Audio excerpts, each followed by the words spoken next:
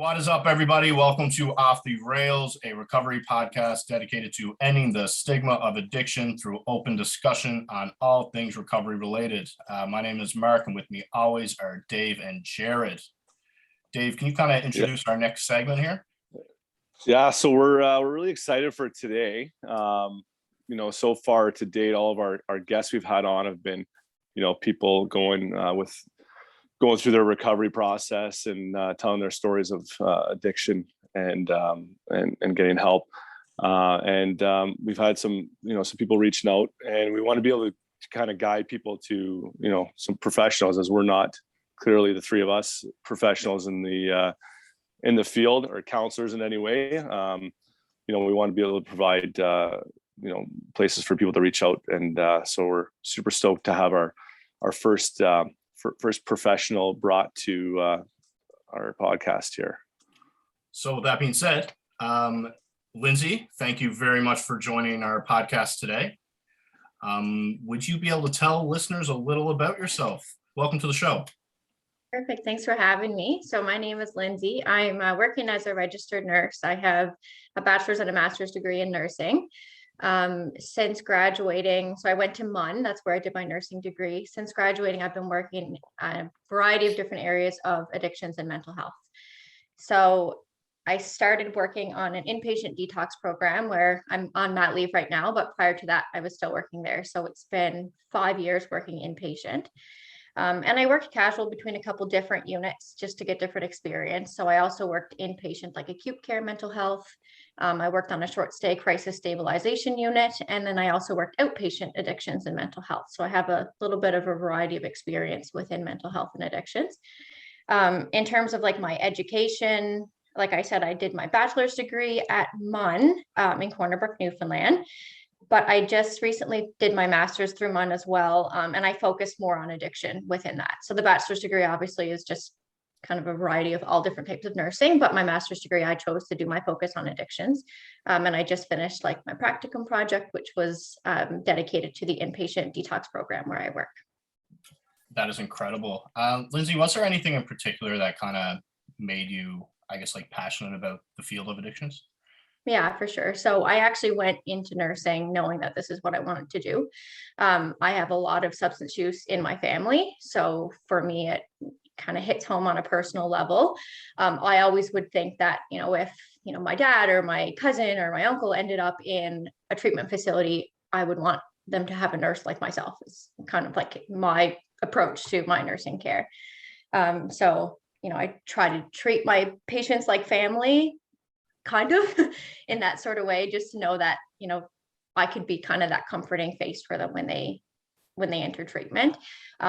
I know that it's scary for people going into treatment, especially for the first time. And even if it's for the 100th time, it's still intimidating. So it's nice to have that friendly face when you enter treatment. And then also, I think I bring a little something to it, having the family history or the family background, because I don't obviously know personally how you feel when you're in treatment, but I know how your loved ones at home feel. So that was definitely the driving factor for why I do what I do. Okay, that is awesome. Do you think substance abuse is a disease, and do you think it runs down in the family? 100%. Yeah. Yeah. So actually the project that I just did for my master's degree was essentially fully based on that. So a big part of inpatient treatment, why I'm like so passionate about inpatient treatment, is to provide education. So there's obviously like the medical component, which I'm happy to talk about as well. But for a lot of people, when they enter into treatment, they don't know a whole lot about addiction because, for one, it's not talked about, and the education around it is minimal. Even like within my bachelor's degree, I think I got 1 day of like addictions training, and that was just because somebody who came onto the mental health unit happened to be withdrawing from alcohol.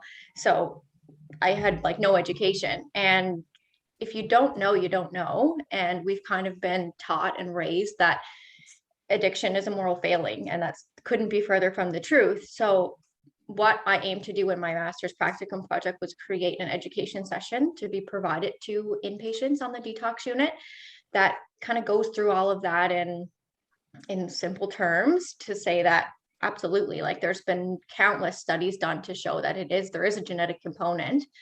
And what I always say to people is like, you're not responsible for your illness. And that's exactly what it is an illness. There's my kind of like go-to phrase is the biopsychosocial aspect of addictions. And that's, your biology, your genetics, that's that bio part of the biopsychosocial, what causes you to have a substance use disorder or addiction in general. But yeah, absolutely, 100%. And if you look within families, like I can use my own as an example. If you think about like the psycho and the social part of it, you can argue that people in my family, they had a great upbringing, not a lot of like trauma, which can lead to substance use disorders. So the component that was there, that was the biggest part, was that genetic component. And, same as if your dad or your mom has type 1 diabetes, you're at higher risk of having it. So it's the same thing. It's just looked at totally differently. I know when I was right before I was going to go to rehab, I was thinking about going to detox, but I decided to do it on my own, and it sucked because I've heard lots of stories about detox. But maybe if you want to say how much safer it is so people know. And I think detox is just people say bad stories about it because, I don't know, maybe they don't want to go to it or whatever. And the reality is about detox, it sucks, right? Like it's not fun. You're sick, right? So yeah, for sure it does. But there's definitely a safety component. So specifically when you're withdrawing from alcohol, it's super dangerous to do it on your own. Withdrawal from alcohol or benzos as well, they work the same in the brain. It has a component of seizures, which it doesn't happen to everybody, but it is a possibility. You've probably heard of people saying DTs before. That's a medical emergency. So, you can, even on the unit that I worked on, if somebody went into DTs, we would send them to like the emergency room outside of the facility I worked in. So in terms of the safety of withdrawing at home, alcohol and benzos are definitely like the top two where I would never recommend somebody withdraw at home because of that risk of seizures. Obviously, when you're in like an inpatient environment, you're monitored by health professionals. So where I worked, it was nurses and physicians, obviously, but nurses are the ones like doing the monitoring. So you're in a safe environment, and if something medically happens, you have professionals there that can care for you. But then also when you're withdrawing from other substances, so primarily what we dealt with was alcohol and benzos, like I said, and also opioids and cocaine. So that sucks. Like you feel pretty shitty when you're withdrawing from any substances, but it gives you that safe place as well for that. So whether or not it's like dangerous to withdraw at home, if it's opioids or cocaine, not so much. I mean, obviously it's better to be in like a safe environment like a hospital, but it gives you that safe place. And what I like to say to people is, in the big scheme of things, the medical withdrawal from whatever substance you're on is like this part of the puzzle. Like it's really small. It's not insignificant, but as you guys can agree, I'm sure the recovery and the treatment happens when you leave the facility.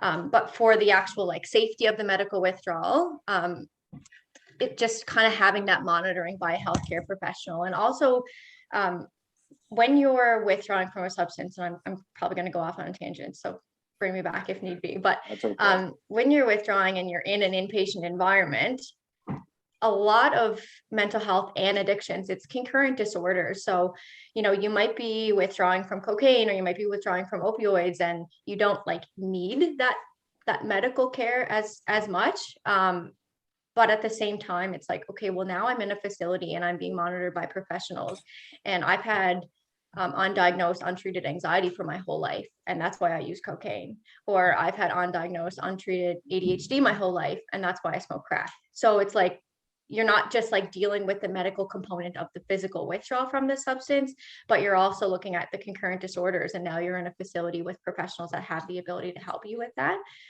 So that's a piece that I always like. That's kind of like my dig when I talk about inpatient treatment, is like, now you're in the system, you're getting the care that you need from professionals. But then again, back to where I started with this is like, it can be dangerous, I should say, to withdraw at home. It obviously depends on your substance of choice. It depends on how much you use, how you have the, the extent of your use, how long you've been using, all those factors come into play. But it's definitely safer to withdraw in a facility. And at the same time, I can appreciate why people don't want to, because entering treatment is scary. So I get that for sure. Does that answer your question? Yeah. It actually answered one of my questions as well on concurrent disorders. So thank you. Just on the importance of them. I wanted to ask you, like, not to circle back, but on the social part of it. I mean, obviously, COVID has been, devastating to a lot of people. What kind of increase have you guys seen in people coming in or reaching out for help? And have you guys, as a team and your staff, like, done anything to think about how busy things might get, or how does that work exactly? Yeah, so I work in the public system. I'm not in a private facility.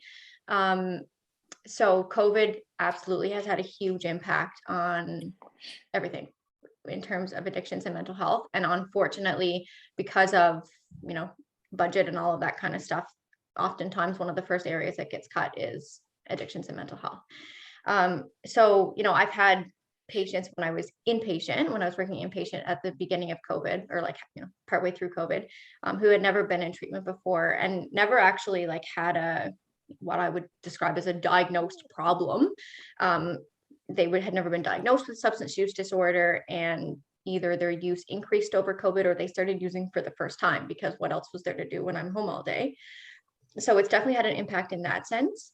But also, like you mentioned, with the social piece, the isolation, we've seen a huge increase in referrals for outpatient mental health as well. It's resulted in huge wait lists. It's been hard. It's been really hard for people.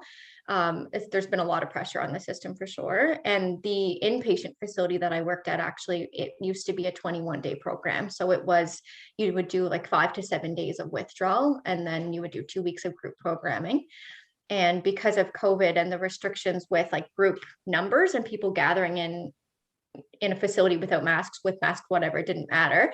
But even for a period of time, 12-step meetings and things like that were on hold or online. So we didn't have the ability to do it via Zoom in the facility I was in. So the group programming section was actually just cut out entirely. So we were just doing a 5 to 7 day withdrawal. And then when that happened, you see, people kind of coming back. It felt like a bit of a revolving door for a while, because they weren't getting that additional group programming. It was just the withdrawal. And as like I said, the medical piece is this piece of it, or this big. And if you just get that medical component, you don't have the tools or the skills, we'll say, to help with your recovery. So I think COVID has done a big disservice to everything, but particularly addictions and mental health, not only for the changes it's made to the healthcare system, but the issues that it's brought up in people that, may not have been present had it not been for the pandemic. I can kind of relate to that too, because I think last March, I was trying to get into a addictions and mental health outpatient program in Kingston, where I'm from. Mm-hmm. I was on a wait list. Well, I kept calling and calling. I'm like, I need help. And I was like, I don't know, it's getting worse and worse. And then I got on a wait list. Then I started justifying it, oh, I'm going to keep drinking till I start this. Then I ended up finally getting in after 6 months. Then I was doing my interviews and stuff drunk, because I just fell down even more of a hill. So I think COVID really kind of messed things up with the quickness and speed of getting people in. And I know that affected me big time. Yeah, absolutely. So I needed to do the inpatient treatment. Yeah, and it, like I said, it's kind of that bridge too, right, between the two, is that when you're in the system, then so that it's a bit easier for referrals. It kind of happens a bit faster, at least where I work. I don't know what it's like in Kingston, of course, but yeah, you're absolutely right. And I had a lot of people prior to going off where I would get the referral and they were doing well and just looking for like some outpatient support, and then relapsed before I was able to have an appointment with them because the wait time was so long. So COVID, yeah, it's really done a disservice to the mental health the whole like mental health umbrella. Lindsay, I have a quick question. Mhm. Actually, I don't know if it's going to be quick or not.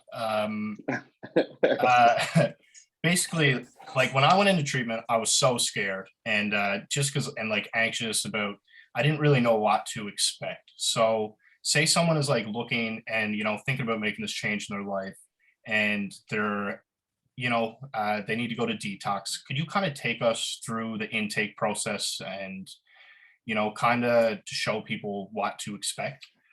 For sure. So I can obviously only give you my experience from where I work, but I can tell you what it's like there. So typically you do like a phone intake assessment first, and that just allows us to gather, what is your substance of choice, what quantity are you using, a bit about your social situation, things like that. Based on your intake interview, we have a bit of a priority like ranking list. So as I mentioned, people who are using alcohol with a history of withdrawal seizures or a history of delirium tremens, they go on the top of the list just because of the risk of a medical emergency if they happen to withdraw at home. So based on like that intake assessment, you're then put on a wait list usually for when a bed becomes available. So once a bed becomes available in our facility, we would call and book you for a scheduled admission. So how we do it is you come in usually in the morning. Oftentimes, if people are using alcohol, it's not recommended to try to withdraw at home. So I'm not going to encourage somebody obviously to continue drinking, but just to be cautious if you do start to withdraw at home because of that seizure risk. So typically when people show up at the facility, they're either intoxicated or they were using the night before, which is okay. Like a lot of people kind of come in feeling a bit of shame or embarrassment because it's 9 o'clock in the morning and they're intoxicated. We don't care. So I think that's important to know. Like, do not feel any shame, any embarrassment. We work in a detox facility. We don't care if you drink, kind of thing, right? So there's definitely like no judgment in that capacity. So then once people come in, what we like to do is we take them to their room or like a separate admission room just to do a bit of an intake assessment now that we're face to face for 2 reasons. One, it's nice to just kind of have that initial contact where you get to know in our facility, it's your nurse, because that's going to be the person who you're going to have the relationship with, at least for that day.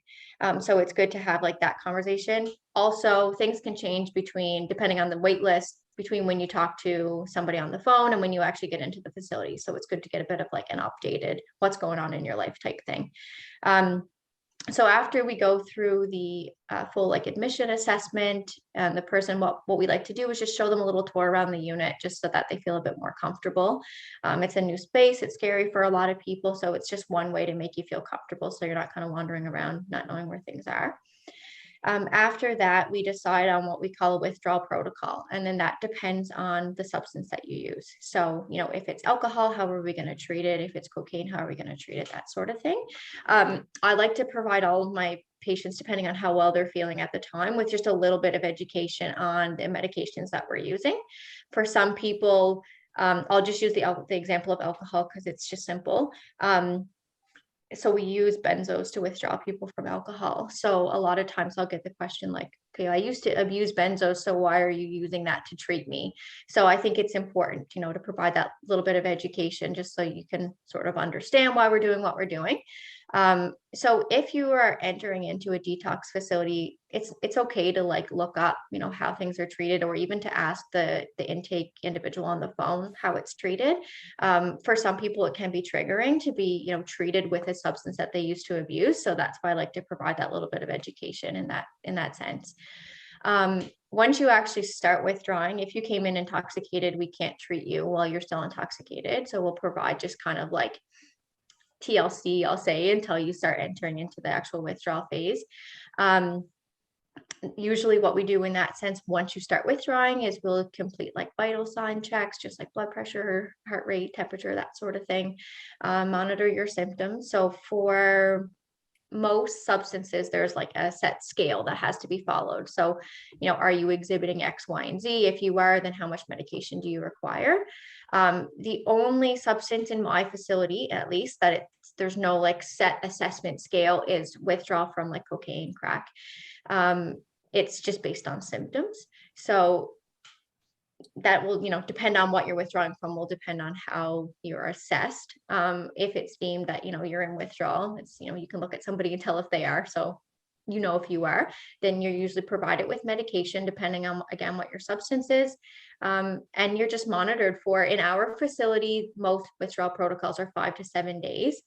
Obviously, it's a 24/7 care. So if you need anything at any point, there's typically nursing staff or other healthcare professionals there to help you, because it's not, again, like I said, it's not just the withdrawal from substances, the actual medical physical withdrawal. There's a lot going on up here too when you're withdrawing. So, for a lot of people, I always say day 2 is the worst, and it's not always because physical withdrawal is the worst, but that's when you're feeling all the feelings that you haven't felt for however long you've been using. And it's great to, have that. And this is another thing, Jared, to kind of go back to when you were asking about inpatient treatment. It's great to have the healthcare professionals there to treat you medically, but it's also somebody, to listen to you and talk to you at 3 a.m. when you're dealing with the thoughts that you've numbed for the last 4 years, kind of thing. So I always put that plug into people too, is, this is 24/7 care. So if you wake up at 3 a.m., your nurse is there, and take advantage of that. So, if you're, for a lot of people, they have triggering dreams when they're going through withdrawal.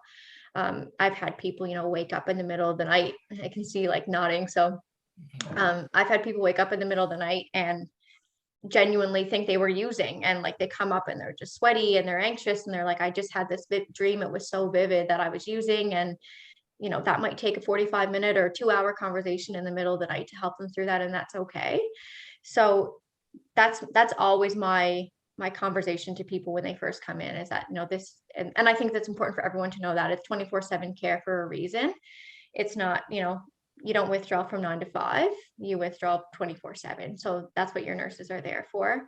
And inpatient programs can be scary because it's the unknown. It's the unknown of not just the facility, but how am I going to feel and how am I going to get through this?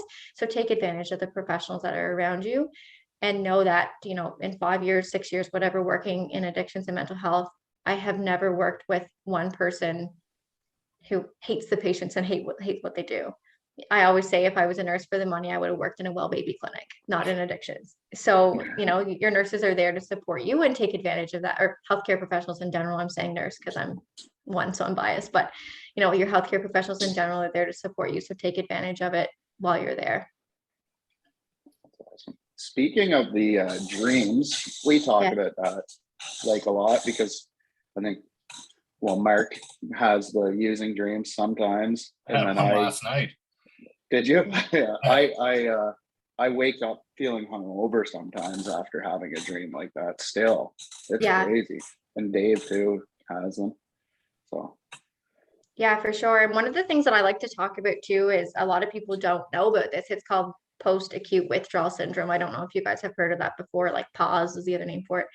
And people don't know that that's a reality, where you can like experience withdrawal, not the physical withdrawal, but all the other stuff, sometimes up to like years after you actually withdraw. It's not like it just goes away. And that's another thing that, if we talk about the outpatient treatment, why it's so important is because, a 21-day or 28-day program is so small, and it's such like, it's just a tiny piece of your actual recovery journey. And you can experience those withdrawal symptoms and, those triggering dreams, not only for a year, but, forever really. But it's definitely most acute, which is why it's called that. It's definitely most acute within like the first 6 months to a year. So that's another important conversation to have for sure. Using dreams, I mentioned to Mark yesterday, and I was wondering if it was like, is there anything to it that it's actually helping you kind of relieve, like in your having that satisfaction in your dream versus you doing it in real life? Is there anything to that? Is that, I don't know, actually, it's an interesting question, but I can go down a huge rabbit hole about dreams, which I won't, but, I think maybe in your subconscious, that's like your body, or your brain, your mind trying to help you navigate through the whole recovery process. But the triggering, like the using dreams are pretty significant in like that first, I would say 2-week period, in my experience. Obviously I haven't had one, but like in my experience caring for people who do, it seems like the first week to 2 after they enter treatment, they seem to be the most significant. So, maybe that's part of your subconscious, like helping you navigate through your recovery process. It's a good study. Yeah. I've had a few people reach out. I've had a buddy reach out, or a couple, but one guy I think he wants to maybe slow down on the drinking, but in talking to him, I don't think he wants to really open up about maybe some of his past or family issues. He's afraid to kind of maybe get into that or share with anybody that, whether they're myself or a professional, anyone. Where does he even start on that process? I mean, I think that's so important to be able to talk about and get that out there to kind of heal. Like, what kind of advice can you give for someone that might be afraid to kind of start to talk about things like that? Like, yeah, so I would say, normalize the feelings. Like, it's scary to talk about that. And for a lot of people, the biggest piece of that is acceptance. And sometimes if you think it but you don't say it out loud, it's not real. And hearing those words, if it's talking about a traumatic past, hearing that those words come out, make it a reality, and bringing somebody else into their reality is scary, even if it's a professional or a friend like yourself. So I think normalizing those feelings is where I would start to say, and it doesn't have to be, I'm going to meet with a professional and I'm going to just dig right into this and talk about my life since I was 2. It's what's the easiest part of your past to talk about. And like, that's always a good place to start. But what I say to people who are scared to dig into their past is, if you're burying all of your demons and all of your past trauma, and like you said, this individual is using alcohol, that's a form of self-medication. So let therapy be your medicine as opposed to alcohol if he wants to stop drinking. And I always like to tell people about, we have this from probably like culture, watching TV and movies, that when you go into therapy, you have this like light bulb moment and your life changes forever, but it's not like that at all. Like, that's the reality. I've worked in outpatient counseling now for a year, and I don't think had one person have this big epiphany. And I don't know, maybe that speaks to me as a practitioner, but I haven't had like that light bulb moment. It's just like all of these little light bulb moments kind of throughout. So I think it would be important to establish, what is this individual's like preconceived idea of therapy? Is it that, I'm going to go in and I'm going to spill my life and just talk about all of the traumatic incidents I've been through and relive everything again and just leave feeling like a new person? That's not the reality. That's not going to happen. If there was a practitioner in the world that could do that, they'd be the richest person in the world, because that's what everybody wants. That's not the reality. So I think just kind of establishing this individual's expectations for, or whoever might be feeling that way, I'm sure there's millions of people feeling this way, establishing their expectations for treatment. Like, what is it that you think you're going to get out of therapy, and what do you want to get out of therapy? And importantly as well, is like finding a practitioner who understands your goals and your comfortability. So if it's somebody that is going to just dive right in there and ask you those questions, maybe they're not the best fit. And it's okay to switch up therapists. And I say that, to my patients in my care as well. Like, I have a specific personality and a specific way that I provide care, and it might not work for you, and that's okay. Like, I would take no offense to somebody saying, I don't think this is a good fit. I think that standing up for yourself and, being able to say that this isn't working for me, then, that's part of therapy as well. So that would kind of be my advice to that individual, or to anyone feeling this way, is that find somebody, a personality who clicks with you, that can help you unpack those things, and try not to go into it intimidated, thinking that you have to relive all of these traumas again. Start small, start with something that, may feel slightly insignificant. Nothing is, but that may feel insignificant. Start there, and it could just kind of work from there. And don't ever share anything that you're not comfortable with, of course. but know that the person who's on the other end of the conversation is never like holding on to any judgment, will never feel a certain way about you after, after the session, but emphasizing how important it is to really unpack those things, because holding on to that just leads to usually more self-medication in that case. Does that make sense? Yeah, that's absolutely. awesome. Yeah. I have another quick question. So Lindsay, after the detox process, there's many things available, and you mentioned working with outpatient. Could you kind of explain what outpatient, I guess, is, and kind of talk about that process as well? Yeah, for sure. So again, in the facility I work in, you can be directly referred from the inpatient program, or you can do a self-referral if you just kind of are looking for a bit of addiction support with like counseling, that sort of stuff. So how it looks for me, I'll give, exactly what I do. In an initial appointment, the first thing I start with is a person's goals for care. So what is it that you want to get out of this? Because I want to be able to provide to my best ability what the person wants. That's important to note, because not everybody, this is not a plug for, anyway, I'll just say what I'm going to say.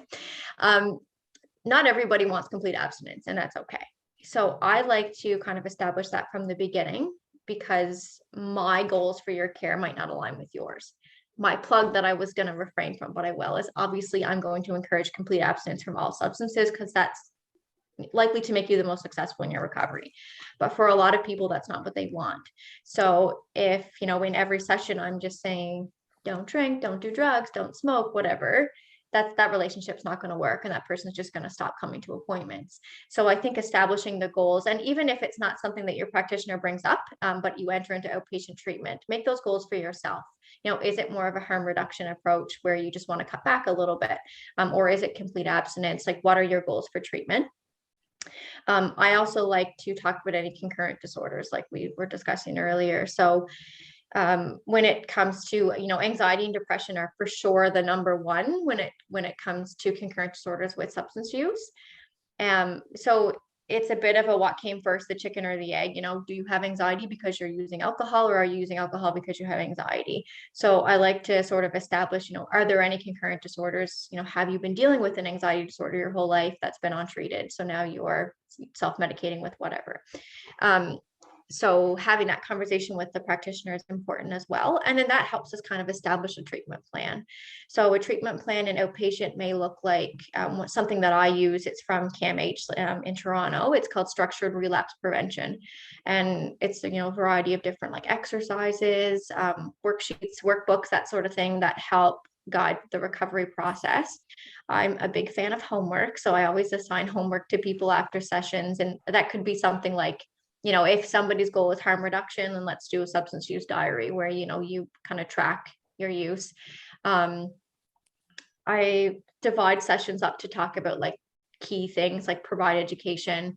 A big one for me is talking about triggers. So having people identify their triggers, and that would be like the homework piece. So identify your triggers. How do you feel when you, walk past a bar, or how do you feel when you see your friend that you used to use with, that sort of thing. So again, the treatment plans for outpatient, more so than inpatient, are very individualized because it's tailored to the specific person. So, and I'm sure the three of you can agree that when you left treatment, you probably had different goals for how you want your recovery to look. And again, it's also the mental health piece. So the two very rarely exist on their own. A lot of times they're together. So if you're in an inpatient facility, the conversation will be opened usually about any concurrent disorders, but the treatment continues when you leave. So, if I have an individual who has depression and is using cocaine to help deal with that, okay, so now you're sober, your medical withdrawal is done. So let's talk about the depression. What can we do to help you with that? So it's a really good way to kind of marry the two, because oftentimes when you're in an inpatient facility, for one or the other, it's one or the other. So it's outpatient is kind of a really good way to marry the two, and to just kind of open up those doors and start navigating both together. So how we do it in our facility. Again, I work in the public system, so it's a bit different than if you were to have a private therapist, but it's a set number of sessions. And it doesn't mean that when those sessions are done, you're done. But it's kind of a good map to say, okay, we have 10 sessions together. So what are we going to try to cover in those sessions? Try to meet with people every 2 weeks. I would do it more if I could. But again, it doesn't always allow just for resources.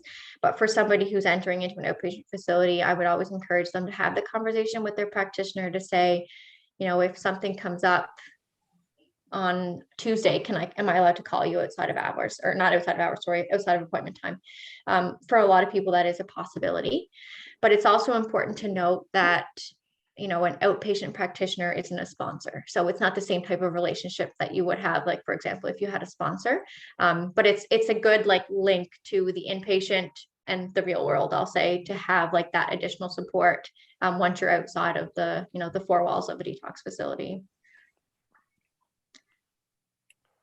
Excellent. Have you ever had anyone that had their goals were to maybe still either maybe smoke pot if they wanted to not drink anymore, but they're after sessions with yourself, you worked them into just totally abstinence?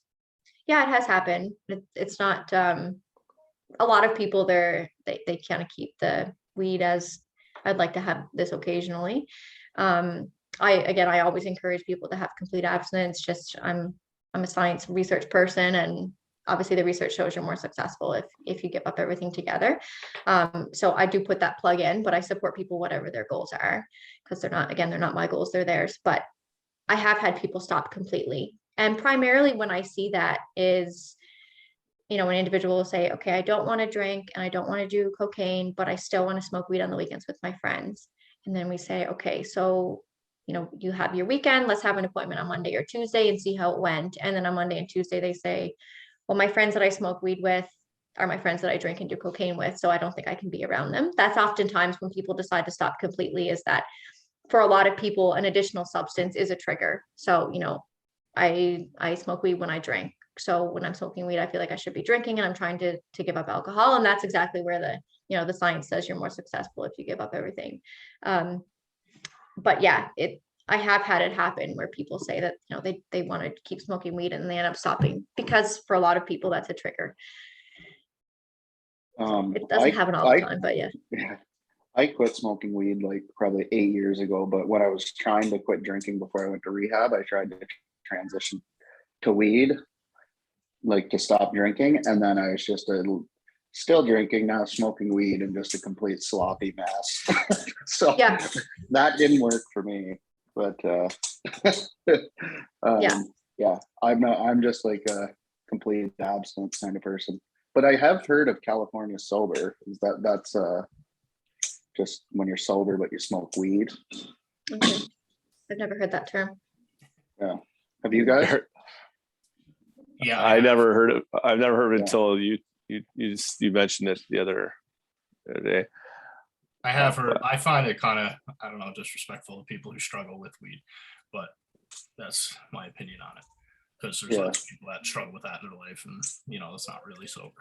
But yeah, I always say too to people, I'm going to put in another plug, but this is my marijuana plug, is that if you have anxiety, the relationship with cannabis, because everyone says, you know, I use cannabis because it helps with my anxiety, and it does in the short term, but in the long term, it makes it significantly worse. So if you're self-medicating with alcohol because you have anxiety, and then you're using cannabis for your anxiety and your sobriety, like that relationship it's not going to work. So that's always what I tell people about cannabis use, is that in the short term, yes, it is going to help with your anxiety. And, you know, people who maybe aren't healthcare professionals will tell you that it's good for anxiety. And I know that there's a lot of products and that sort of thing with the talk about cannabis and anxiety, but in the long term, it does make anxiety worse. So that's kind of my piece that I give to people, just like the education piece at the beginning when their goal is to just smoke weed. and that's kind of where I was going with that. Yeah. When we talk about like cross addiction, Lindsay, can you kind of talk about that? Because you know, a lot of people, they'd be like, I want to quit doing coke, but I'd like to keep drinking. And I know, like, for me personally, that's not like that's not a possibility just because the things go hand in hand. Can you kind of speak on that? Yeah, so as part of my project that I did for my master's, I interviewed patients on the inpatient unit just to make sure what I was doing aligned with what they wanted. And that's what actually, when I was kind of developing the education session, one of the patients that I spoke with said, put in a piece about the importance of, like, you know, what polysubstance use is. That's what we call it, is cross addiction polysubstance use, or substituting one thing for another. So this individual was somebody who had an opioid use disorder initially, and then got sober, like went to detox, got sober, was on like a long-term opioid replacement, was doing really well, and started drinking because it's just alcohol. And that individual's never been so sick in his life because, you know, it's again, that replacement one thing for another. So alcohol is not as bad. I'm using air quotes because I don't believe that. It's not as bad as opioids. So I'll use alcohol instead. But addiction is addiction, and substance use is substance use. And for somebody who has a predisposition to a substance use disorder, you know, if you have, I'll use the example of opioids. If you have an opioid use disorder, you have a substance use disorder. So they're not separate. You know, it's we kind of divide them up into different categories depending on what you use, but they're all substance use disorders. So replacing one for another is not, it's not going to fix things. And like you said, Mark, it's triggering. So you use alcohol instead of opioids, but you're still getting that feeling of intoxication. It's a different feeling, but you're still getting it. And you're kind of like firing those neurons in your brain the same way. You're just kind of convincing yourself that it's different because you're using a different substance. But the reality is that it isn't. And if you, again, want to be successful in a recovery journey, abstinence is key. Not replacing with different substances, because again, they're all substance use disorders. Whether or not you're, you know, diagnosed with one or the other, they're all, if we look at like the DSM, which we use to diagnose substance use disorders, it doesn't ask you, do you use alcohol or do you use opioids? It just says, do you use substances? So it doesn't matter which you use. If you use, you know, all of them, if you use one, if you use two, or if you switch one for another, you know, substance use is substance use, and it's all doing the same thing to your brain. What about like when we get into like caffeine here, like obviously that's better than, you know, drinking a bunch or doing hard drugs. But I mean, I found myself drinking a lot more coffee these days. Is that a slippery slope of any sort? Like, or is it, you know what, I'm drinking coffee, so it could be a lot worse. So on the intake form that we use in the unit I work on, we ask people about their caffeine consumption. I'll be honest and say I skip over that question. But yes, technically it's a stimulant. So I will see, like, I've never seen people drink more coffee than inpatients on the detox unit I worked in. And it is technically a replacement of caffeine. Do I limit people's caffeine or give them a spiel about it? No. But yeah, you're right. And a lot of people in recovery, especially in early recovery, will be like, I never drank coffee. Now I'm drinking 16 cups a day. But it's like you're getting that stimulant from the caffeine. I think it's small on the big scale of things, but yeah, it is. And even tobacco, honestly, like people who smoke cigarettes, like we don't let people smoke on the inpatient program that I work in. We give it, you know. I'm working on it. I'm gonna quit when but I actually have to go right now. I just wanted to thank Lindsay for her time. I gotta go to a funeral, so I'm excited to see the rest of the episode when it's done. It's nice to meet you. Thank you. Nice to meet you too. DJ. Dave, do we have too many more questions for Lindsay? I was just going to mention I was chewing tobacco quite a bit before going into rehab too. So I kind of cut that out at the same time. And I actually found when I left after the month, I craved having chewing tobacco more than drinking at like certain times. So I was actually harder on a day-to-day not going and getting chewing tobacco than it was to like go to the LCBO at first. Yeah. So, but I figured I might as well cut them all out, because I did, you know, if I had a chew, I wanted to drink, or if I was drinking, I'd have a chew. So Yeah, it's that association again, like we mentioned with the other substances, right? And I mean, nicotine, tobacco is a big association for a lot of people. And my thinking too is like, why would if I'm going to stop drinking and live healthier, why am I going to be putting this crap in my body too? Like I might as well just like do everything if I'm gonna, because that stuff's terrible for you. Yeah. But anyway. Yeah, this has been a great episode. Lindsay, thank you so much. You know, we really hope this episode helps listeners, you know, who are struggling, and, you know, we can provide accurate information from professionals such as yourself. And I think this is going to help, you know, direct people to professionals.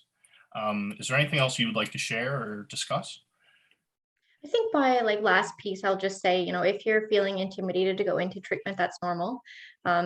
And it's okay and it's expected. And I hope that people get from this that, you know, I've never met anybody who works in addictions facility who doesn't love what they do and isn't there for the right reason. So hopefully that's encouraging for people to hear. There's stigma everywhere. From my experience, it doesn't exist so much in the facilities that I've worked in. At least I've been lucky to work in great facilities, but there's no judgments, there's no stereotyping. Addiction doesn't discriminate, neither do we. So, you know, I think that if you're nervous to take that first step, that's understandable, but you'll be supported 100% if you do. And if you don't, that's okay too, but just know that the facilities are there.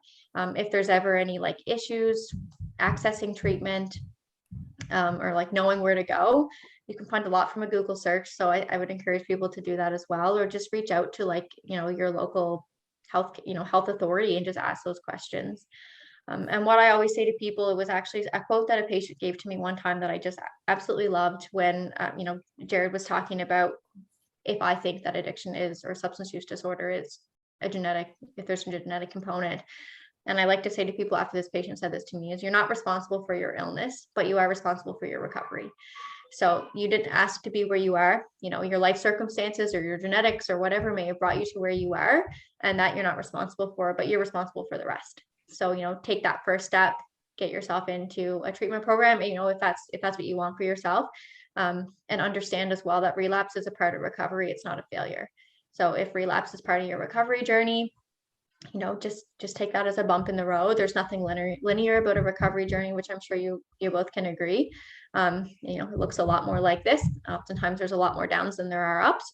So just kind of go in with that idea that, you know, if I do happen to relapse, that's just part of my recovery journey. It doesn't mean that I failed. It just means that I'm going to start again.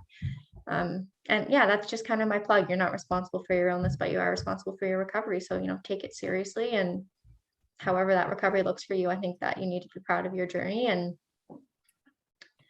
I'm proud of people when they enter into treatment. So I hope you are too. Big time. Lindsay, thank you so much for taking the time out of your day and joining us. Yes, thank you. Yeah, my pleasure. Thanks for having me. Anytime. So guys, if you or someone you know is looking to get help, there is so much professional help available. And we hope we helped you here today. So thank you guys very much for listening.